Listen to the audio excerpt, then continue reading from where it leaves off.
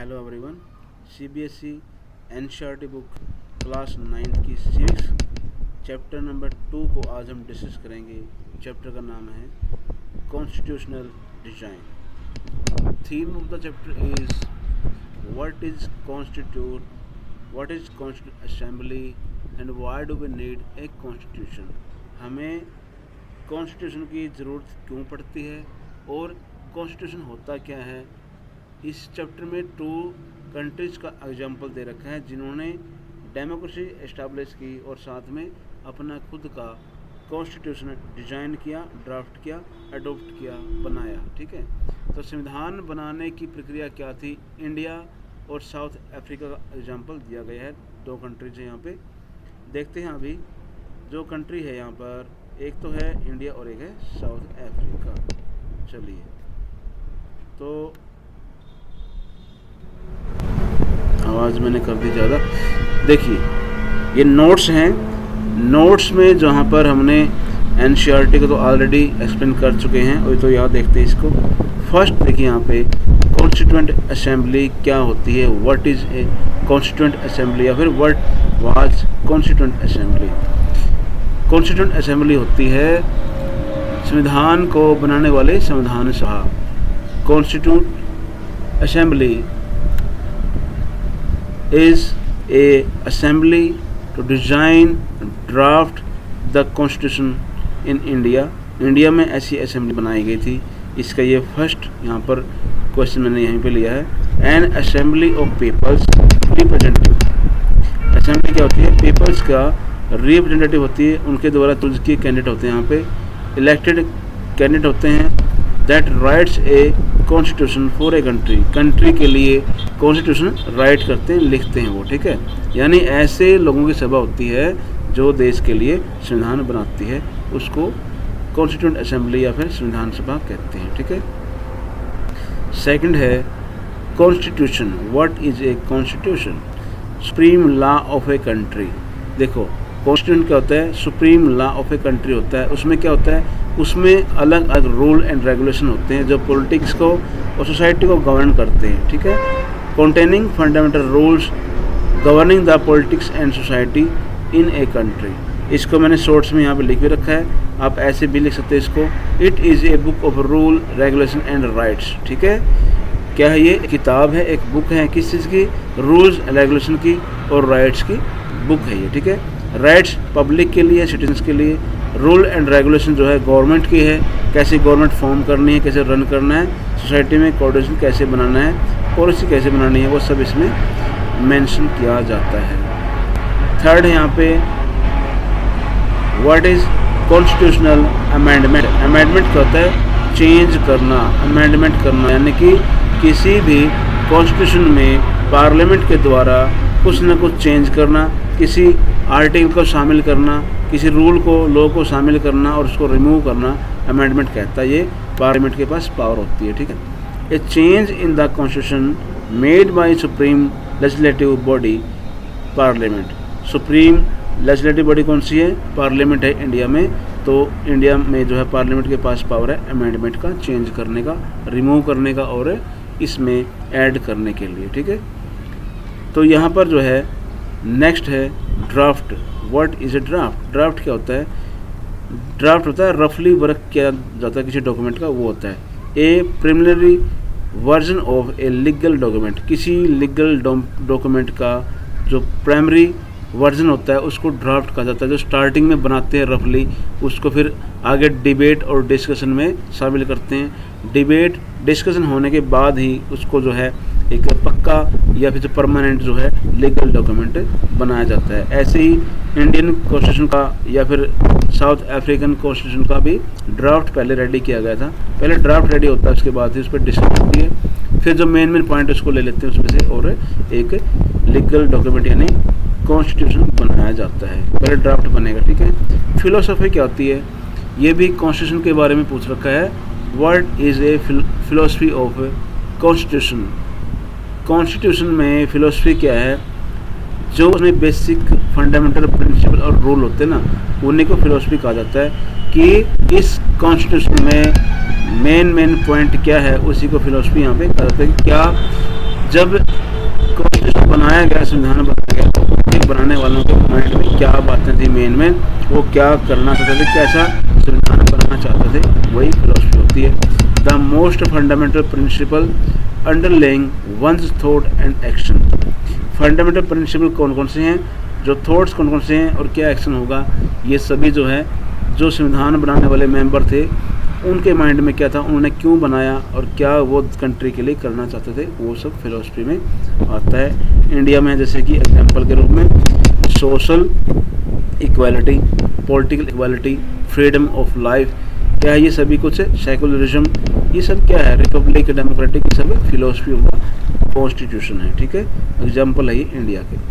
Preamble में क्या होता है, प्रियम्बल भी कॉन्स्टिट्यूशन का पार्ट होता है, इसको first page of the constitution भी कह सकते हैं। प्रियम्बल में क्या होता है, एन इंट्रोडक्टरी स्टेटमेंट होती है, यानी जो इंट्रोडक्शन देगा कि इस बुक में आगे क्या है, किस पेज पे क्या है, या फिर क्या क्या खास बात इसमें है, मेन पॉइंट क्या है इसके, वो प्रियम्बल में लिखे होते हैं। इसको इंट्रोडक्टरी स्टेटमेंट भी कहते हैं। In a constitution which state the reason and guiding value of the constitution, क्या गाइडिंग वैल्यू है, क्या इसमें हमारी फिलोसफी है, वो सब प्रियम्बल में लिखा होता है। इंडिया में भी लिख रखा है, इंडियन कॉन्स्टिट्यूशन का प्रियम्बल जो पेज है उसमें लिखा होता है we the people of India. तो स्टार्टिंग लाइन क्या है, we the people of India, कि हम भारत के लोग, यानी पूरी पावर किसके पास है, पब्लिक के पास है, इंडियन सिटीजन के पास है, पावर होती है, राइट होता है। तो वो पीपल जो है इंडिया की वो एडॉप्ट करते हैं इंडियन कॉन्स्टिट्यूशन को। उसमें क्या क्या बात शामिल है, उसमें सेकुलरिज्म है, डेमोक्रेसी है, रिपब्लिक है, ठीक है, फ्रेटर्निटी है, सारी बातें जो उसके अंदर है वो इस प्रियम्बल में भी लिखी होती है। मेन पॉइंट आगे मैं डिस्कस करूँगा इसके बारे में, ठीक है। आगे है अपार्थाइड क्या था, व्हाट वाज अपार्थाइड। अपार्थाइड था साउथ अफ्रीका में एक रेशियल पॉलिसी थी जो स्किन कलर के बेस पे भेदभाव किया करती वाइट गवर्नमेंट। तो उसके बारे में ये, यानी कि साउथ अफ्रीका में एक यूनिक प्रकार का एक सिस्टम था ये, जो भेदभाव करने वाला था ब्लैक एंड वाइट पीपल के बीच में। देखिए, the official policy of racial separation and ill treatment of black followed by the government of South Africa between 1948 to 1989। इस टाइम के बीच में जो गवर्नमेंट थी अफ्रीका में, साउथ अफ्रीका में, उसने ये पॉलिसी बना रखी थी। Apartheid was the name of the system of racial discrimination unique to South Africa, ठीक है। किसने बनाई थी ये, वाइट पीपल की गवर्नमेंट थी और ब्लैक पीपल पे इम्पोज की गई थी। उनको राइट्स वगैरह नहीं दिए गए, उनको ब्लैक्स को इग्नोर किया गया था, ठीक है। नेक्स्ट क्वेश्चन है, who was Nelson Mandela. Nelson Mandela was the leader of South Africa. He was sentenced to life imprisonment in 1964 for daring to oppose the apartheid by the white South government। देखिए, south Africa में government थी white people की और black को वहाँ पे ignore किया गया था, उनको राइट्स नहीं दिए गए थे। तो ये था नेल्सन मंडेला, ब्लैक लीडर था।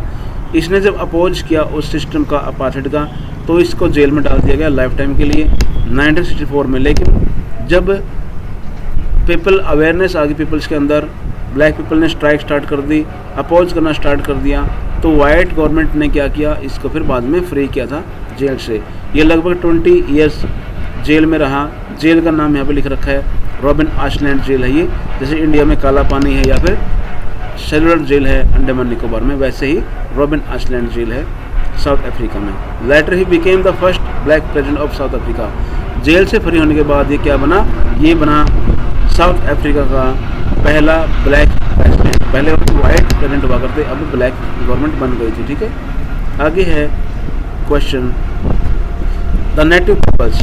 नेटिव लोग कौन होते हैं, नेटिव होते हैं local peoples of a country. किसी कंट्री में लोकल रहने वाले लोग जो है उनको नेटिव कहा जाता है। Native peoples of South Africa are black in colour, colour में ब्लैक थे और पॉपुलेशन में 75% थे ये लोग।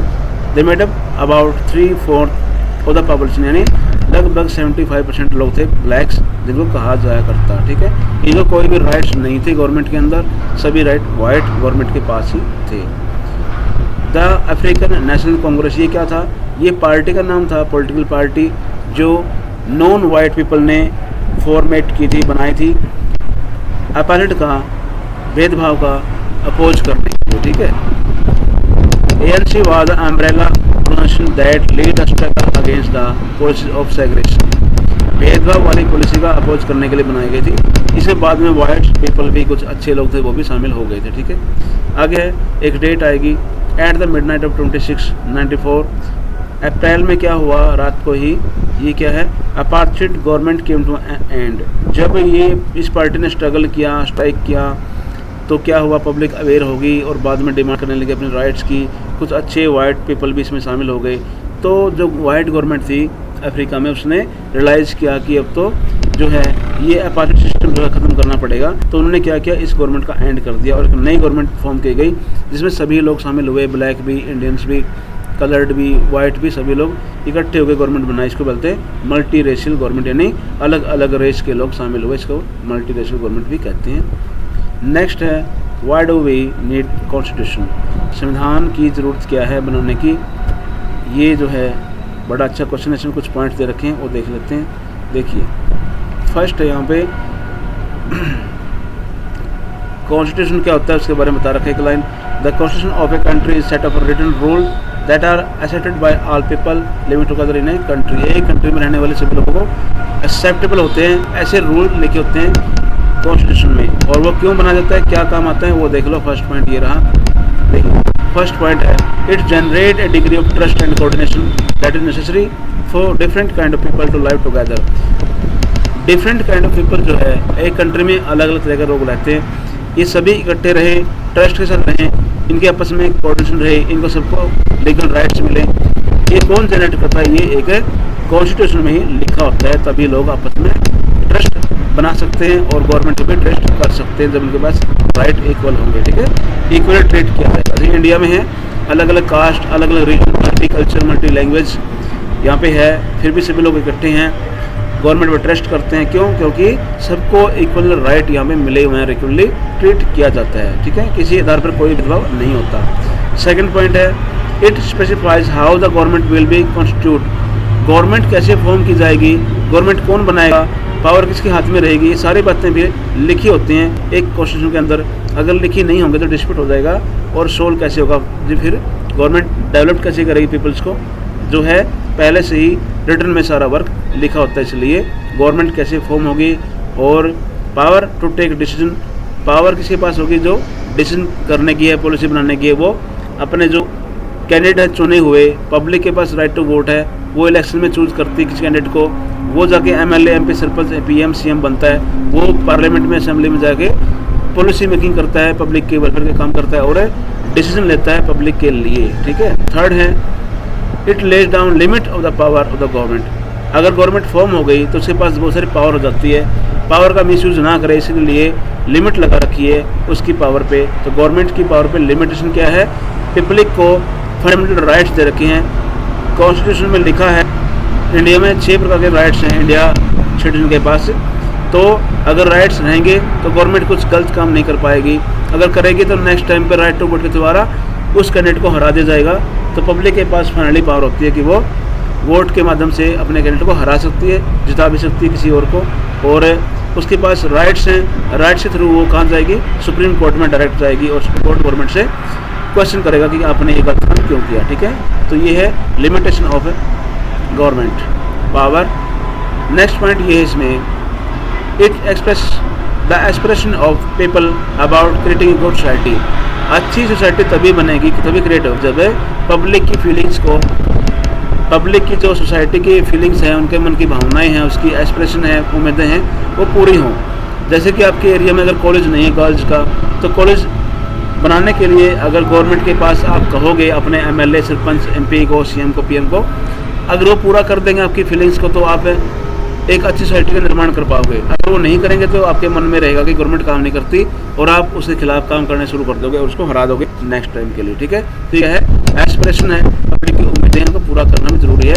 ये भी कॉन्स्टिट्यूशन में लिखा होता है और पब्लिक के पास पावर है, वो अपने काम करवा सकती है। ठीक है, ये है पॉइंट इसमें मेन। आगे है इंडियन कॉन्स्टिट्यूशन कैसे बनाया गया, उसके बारे में यहाँ पे थोड़ा सा शॉर्ट में मैंने नोट बना रखे, वो ऐसे हैं। देखिए, सबसे पहले इंडियन नेशनल कांग्रेस ने स्टार्ट किया था ये चीज़ें, क्योंकि वो बहुत बड़ी पार्टी थी, पूरे ऑल इंडिया की पार्टी थी, सभी लोग शामिल थे इसमें, अलग अलग तरह के, अलग अलग लैंग्वेज के, अलग अलग कल्चर के। तो 1928 में मोतीलाल नेहरू जो कांग्रेस के लीडर थे, और फर्स्ट पीएम जवाहरलाल नेहरू के फादर थे, बहुत बड़े वकील थे। मोतीलाल नेहरू ने पहली बार क्या किया, एक ड्राफ्ट तैयार किया था कॉन्स्टिट्यूशन ऑफ इंडिया के लिए, ठीक है। उसमें कुछ पॉइंट डाले थे, फंडामेंटल राइट्स वगैरह, ठीक है, और सोशल वैल्यूज़ उसने डाले थे इसके अंदर। तो बहुत सारे पॉइंट्स उन्होंने बताए, लेकिन ये पूरा जो है उस टाइम पे कंप्लीट नहीं हो पाया। नेक्स्ट जो टाइम आया वो था 1931। इस टाइम पे कांग्रेस ने एक प्रस्ताव पास किया, रेजोल्यूशन पास किया। उसमें ये था कराची में सेशन हुआ। देखिए, कांग्रेस पार्टी का हर साल सेशन होता है, अधिवेशन होता है, मीटिंग होती है हर साल, उसमें एक चेयरमैन होता है। तो एक रेजोल्यूशन पास किया गया, कराची में होता सेशन की। उस टाइम पे कराची पाकिस्तान में है अभी इस टाइम, उस टाइम इकट्ठे थे इंडिया, हिंदुस्तान और पाकिस्तान। तो 1931 में जो है पास किया गया इंडियन नेशनल कांग्रेस के अधिवेशन में। उसमें कहा गया कि जब इंडिया इंडिपेंडेंट होगा तो किस तरह का वहाँ पे संविधान होना चाहिए, इसकी एक ड्राफ्ट तैयार किया गया था, ठीक है। इंडियन कॉन्स्टिट्यूशन ने बहुत सारे जो रूल और रेगुलेशन प्रोसीजर है वो अलग अलग जैसे अडॉप्ट किए हैं, यूएसए से, ब्रिटेन से, रशिया से, जर्मनी से, साउथ अफ्रीका से, ऑस्ट्रेलिया से, कनाडा से, सभी जगह से अडॉप्ट किए, अच्छी बात है। तो कुछ अडॉप्ट किए हैं उसने। जो ब्रिटिश टाइम में एक रूल था उसको बोलते हैं गवर्नमेंट ऑफ इंडिया एक्ट 1935। यहाँ से भी कुछ बहुत सारे पॉइंट्स अडॉप्ट किए गए हैं और इंडियन कॉन्स्टिट्यूशन में शामिल किया गया है, ठीक है। ये तो बहुत सारा पार्ट यहाँ से लिया गया है इंडियन गवर्नमेंट ने अपना कॉन्स्टिट्यूशन बनाने के लिए, क्योंकि अच्छी बातें थी इसके अंदर भी। आगे है election to the constituent assembly. जब इंडिया इंडिपेंडेंट होने लगा, लीडर्स ने डिमांड की ब्रिटिश से कि हमें आज़ाद कर दो। उस टाइम पे ब्रिटिश जो यहाँ पे रूलर थे इंडिया में, उन्होंने कहा कि आपको हम फ्री तो कर देंगे, लेकिन पहले आप अपना संविधान बना लो, अपना खुद का कॉन्स्टिट्यूशन बना लो, लॉ बना लो।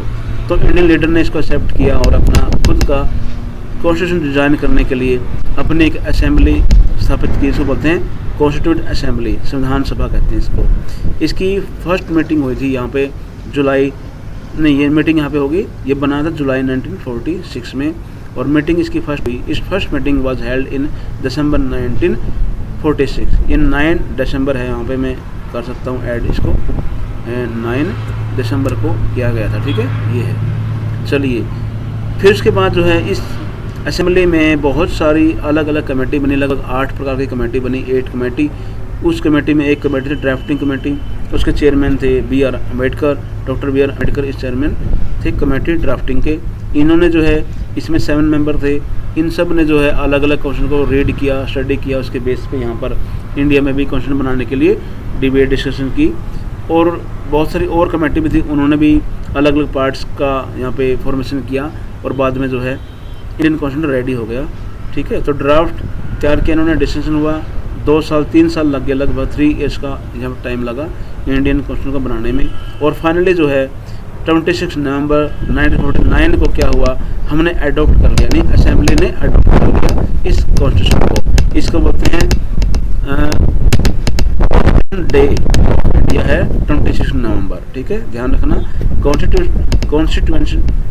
कॉन्स्टिट्यूशन डे या फिर कॉन्स्टिट्यूशन डे इसको बोलते हैं, ये है 26 नवंबर। और इसको इम्प्लीमेंट किया गया, लागू किया गया पूरे ऑल इंडिया में, वो है 26 जनवरी। इसको रिपब्लिक डे भी बोलते हैं, ठीक है। हम मनाते हैं ना, एवरी ईयर सेलिब्रेट करते हैं 26 जनवरी को, ये है वो, ठीक है, क्योंकि इस दिन हमारा कॉन्स्टिट्यूशन क्या हुआ था, लागू हुआ था 26 जनवरी को, और 26 नवंबर को हमने इसको एडॉप्ट किया था, वो हमारा संविधान दिवस है, और ये रिपब्लिक डे है। तो अलग अलग यहाँ पे पॉइंट्स आ गए आपके सामने। आगे है फिलोसफी ऑफ द कॉन्स्टिट्यूशन, मैंने ऊपर डिस्कस किया था, वही है ये। देखिए, अलग अलग फिलोसफी है इंडिया की कॉन्स्टिट्यूशन में। मेन वैल्यू है ये, वैल्यू है नहीं, एक तो है सोवर्जियन, सोवर्जियन होता है खुद की पावर होना, अपने हाथ में अपनी पावर है, हमारे ऊपर किसी और की पावर नहीं है, किसी और का रूल यहाँ पे लागू नहीं होता, ना ब्रिटेन का, ना किसी रानी का, ना किसी राजा का, ठीक है। हमारा अपने पीपल्स ने अपना संविधान बनाया है, उसी का रूल यहाँ पे लागू होता है। People have supreme right to make decision on internal and external matter. हमारे खुद के भारत के लोग भारत के बारे में और भारत के बाहर के बारे में अपने खुद के एक्सटर्नल और इंटरनल मामले में डिसीजन खुद लेते हैं, किसी और की पावर हमारे ऊपर नहीं है। इसी को कहते हैं सोवर्जिन पावर, ठीक है। पहले के जो रूल थे ब्रिटिश इंडिया के, हमने रद्द कर दिए, अपना खुद का रूल बना लिया, और 26 जनवरी को पूरे देश में लागू हो गया। उसी से चलता है इंडियन गवर्नमेंट, ठीक है। सेकंड है सोशलिस्ट। ये होता है समाजवाद, यानी कि सभी लोग समान हो, एक समान हो, इकोनॉमिक में, सोशल में, समाज में से बराबर होने चाहिए। वेल्थ इज जनरेटेड सोशली, यानी कि जो पैसा है, वेल्थ है, धन है, संपदा है, वो बराबर मात्रा में होना चाहिए सबके पास। कोई ज़्यादा अमीर, कोई ज़्यादा गरीब नहीं होना चाहिए। अगर कोई गरीब है तो उसके लिए गवर्नमेंट पॉलिसी बनाए और उसको अपलिफ्ट करे, उसके लिए डेवलपमेंट के काम करे। और गवर्नमेंट ने बना भी रखी है, देखिए आप देखो आप आसपास जो गरीब उनके लिए फ्री में राशन, फ्री में एजुकेशन वगैरह वगैरह जो है कर रखा है। तो यहाँ पे क्या है, सोशलिज्म बोलते हैं, सोशलिस्ट बोलते हैं इसको। should be shared equally by society. Government should regulate the ownership of land and industry to reduce socio-economic inequality. यानी गवर्नमेंट का काम है, ये फ़र्ज बनता है, उसकी ड्यूटी है कि जो सामाजिक और आर्थिक असमानताएं हैं उसको कम करें, और जो ज़मीन और इंडस्ट्री है उनके ऊपर भी जो है ओनरशिप के मामले में गवर्नमेंट थोड़ा कंट्रोल रखे, ताकि जो है सारा पैसा और सारे लैंड किसी एक के हाथ में ना आ जाए। इसको सोशलिज्म बोलते हैं। सेकुलर क्या होता है? सेकुलर होता है कि सभी धर्म बराबर होते हैं। All religion are equal by the government. Government का कोई धर्म नहीं होता। Peoples are free to choose any religion. कोई भी आदमी किसी भी धर्म को चूज कर सकता है, ठीक है, पूजा कर सकता है, ना करे तो भी ठीक है, अपनी अपनी मर्जी है ये, ठीक है। यानी धर्म क्या है कि पर्सनल मैटर होता है, किसी गवर्नमेंट का या किसी उसका सोसाइटी का नहीं होता, ठीक है। पर्सनल मैटर है रिलीजन, इसके बारे में जो है गुमराह नहीं होना चाहिए, ये पर्सनल मैटर है। कोई किसी की पूजा करे ना करे, कुछ भी करे, ठीक है। Citizen have complete freedom to follow any religion but there is no official religion of the government. Government का कोई रिलीजन नहीं होता, पब्लिक फ्री है, किसी को चूज करे। इक्वल रिस्पेक्ट है, यानी गवर्नमेंट क्या करेगी, सभी धर्मों को बराबर है समझती है। ये होता है सेकुलरिज्म, सेकुलर कहते हैं इसको, ठीक है। नेक्स्ट है डेमोक्रेटिक। ये वैल्यूज़ है हमारी, ये प्रेम्बल में कॉन्स्टिट्यूशन में लिख रखे हैं सारी की सारी।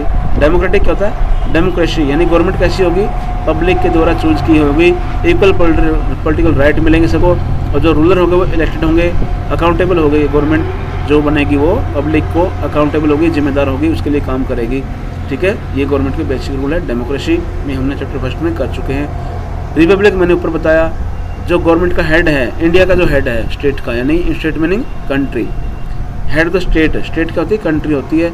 Is an elected person, elected होगा वो कोई पब्लिक के द्वारा चुना हुआ नेता होगा, कोई राजा रानी नवाब बादशाह नहीं होगा, ठीक है ना। जैसे कि ब्रिटेन में है रानी, वहाँ पे स्टेट की हेड है, कंट्री की हेड है। हमारे यहाँ पे प्रेसिडेंट ऑफ इंडिया है, कंट्री का हेड होता है वो, इसीलिए रिपब्लिक है, हमने इसको चूज कर रखा है और अपनी खुद की पॉलिसी बना रखी है। वो कोई हायरार्की पोजीशन पर नहीं है। हेरिडेटरी क्या होता है? पद जो होता है वो वंश के आधार पर होता है, कि पहले उसका फादर था, फिर उसका बेटा बनेगा, फिर उसका बेटा बनेगा, वो होता है हेरिडेटरी, ठीक है। वो नहीं हमारे यहाँ पे। हमारे यहाँ पे कभी कोई बनता है, कभी कोई प्रेसिडेंट बनता है, यानी वो हेड ऑफ द स्टेट होता है। जस्टिस यानी कि न्याय, सभी को इक्वल ट्रीट करेगी गवर्नमेंट, और किसी कास्ट, रिलीजन, जेंडर के आधार पर भेदभाव नहीं करेगी, इनइक्वालिटी नहीं करेगी, ठीक है। Government should work to welfare, तो ऑल सबके लिए काम करेगी, वेलफेयर के लिए। इसको बोलते हैं जस्टिस होना, न्याय होना, ठीक है।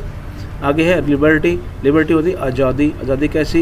इंडिया के पास है, सिटीजन के पास सारे राइट्स हैं और उनके पास फ्रीडम भी है, लिबर्टी भी है। देखिए ये रहा, there are no unreasonable restriction on the citizen in what they think.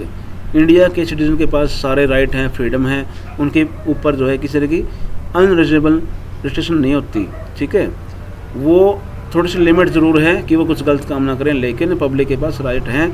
अगर गवर्नमेंट उन राइट्स को छीनेगी तो पब्लिक सुप्रीम कोर्ट में जा सकती है। How they wish to express their thoughts, अपने थॉट्स को एक्सप्रेस कर सकती है।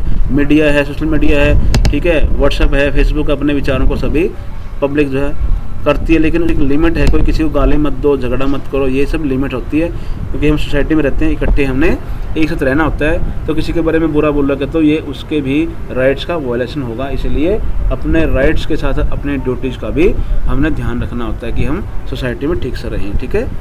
गलत अफवाहें न फैलाएं और ना ही विश्वास करें अफवाहों पे। इसको बोलते हैं लिबर्टी। सच में लिबर्टी यही होती है कि अपने थॉट्स को, अच्छे थॉट्स को प्रचार करो, आगे भेजो, अफवाहों पे ध्यान मत दो, ठीक है। चलिए नेक्स्ट इसमें देखिए, आगे हम देख रहे हैं इस पे इक्वलिटी। इक्वलिटी का मतलब है, देखो इक्वलिटी का मीनिंग है समानता, सभी लोग समान हो। All are equal before law, कानून के सामने सब बराबर हों। ये नहीं कि कोई अमीर उसको छोड़ दिया, कानून ने नहीं, अमीर हो चाहे गरीब हो, किसी कास्ट किसी रिलीजन का हो, कोई भेदभाव नहीं होगा, कानून के सामने सब बराबर होंगे। अगर कोई चोर है, चोरी कर ली, चाहे कोई भी हो, उसको समान कानून से उसको क्या मिलेगा, दंड मिलेगा, चाहे वो किसी भी कास्ट का, किसी भी रिलीजन का, किसी धर्म का हो, किसी अमीर हो चाहे गरीब हो। The traditional social inequality have B ended. पहले क्या था, उस टाइम पे हुआ करता पहले समाज में कि कुछ जो है सोशल इनक्वालिटी, सामाजिक रूप से कुछ लोग पिछड़े हुए थे या कुछ अनटचेबिलिटी एक यहाँ पे सिस्टम था इंडिया में, वो ख़त्म कर दिया गया है, अब नहीं है वो, ठीक है। सोसाइटी अवेयर हो चुके हैं, पढ़े लिखे हो गई है, लोग समझदार हो गए, अब कोई भी ऐसी बातें नहीं करता, ध्यान रखना। ये केवल हमने रूल भी बना दिया अब तो इसको, ठीक है, बैन कर दिया गया है, अनटचेबिलिटी को, छुआछूत का ख़त्म कर दिया गया है, ठीक है। The government should ensure equal opportunity to all. सबको बराबर अपॉर्चुनिटी मिले, पढ़ाई का, स्टडी का, एजुकेशन का, जॉब का, इक्वल अपॉर्चुनिटी फॉर ऑल, ये भी हमने अपने में मेंशन कर रखा है, संविधान के अंदर बना रखा है। एक है फ्रेटर्निटी, ये कहता है भाईचारा, all of us should behave as if we are member of same family. इसका मीनिंग है कि सभी लोग भाईचारे से, शांति से रहें इंडिया में, क्योंकि हमें टुगेदर रहना है, इकट्ठे रहना है और साथ रहना है, ट्रस्ट से काम करना है। No one should be treat as the fellow citizen as inferior. कोई किसी सिटीजन को जो है ये कम या अधिक ना समझा जाए, सब इक्वल ट्रीट किए जाएं, यही होता है भाईचारा का मीनिंग यहाँ पे। दैट्स ऑल, यही आज की यहाँ पे नोट्स थे, इसके बारे में हमने डिस्कस किया।